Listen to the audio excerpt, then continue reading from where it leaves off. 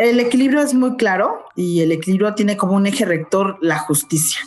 Es decir, me parece importante que primero debe de entenderse que se comete algún error en entender la cuestión de control de los contenidos o de promoción de ciertas cuestiones para algunos materiales. Y me parece que siempre es importante seguir de la mano los principios que constitucionalmente, por ejemplo, en México tenemos, que como ustedes saben es una constitución muy progresista en México, basada en principios básicos de la lógica y de los derechos humanos, del principio pro homine, y que en eso se basa pues los principios de debido proceso, de proceso de igualdad, de equilibrio y de proporcionalidad. Entonces creo que esa es una primera cuestión básica que no debemos olvidar en términos de este equilibrio entre este supuesto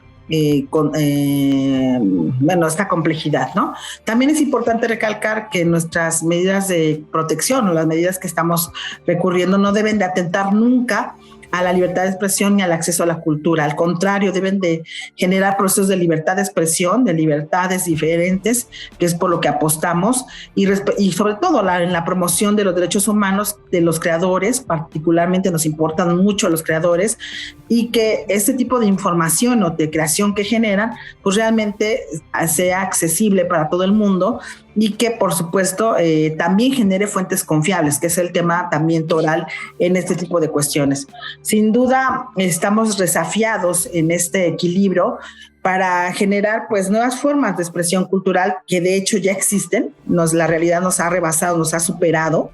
y que de hecho también está también retada a las empresas y el Estado para poder tener este tipo de mecanismos y códigos que permitan asegurar los patrimonios culturales, el patrimonio individual también de aquellos creadores, pero sin embargo esta nueva generación o estas webs de tercera generación que deben tener justamente sitios más inteligentes, mucho más claros para generar estos equilibrios. Entonces, sin duda alguna, nosotros como Secretaría de Cultura aquí en México, pues tenemos este desafío por ser el ente rector y el ente que genere este tipo de equilibrios reales entre estas dos esferas o espacios. Entonces, insistir que el equilibrio se va a basar siempre o se debe de basar siempre en la lógica de la justiciabilidad de un derecho que es el derecho a la cultura, la exigibilidad de ese derecho que se haga posible a través de políticas públicas y la concreción de ese derecho que tiene que ser con acciones puntuales, concretas para el fomento y el fortalecimiento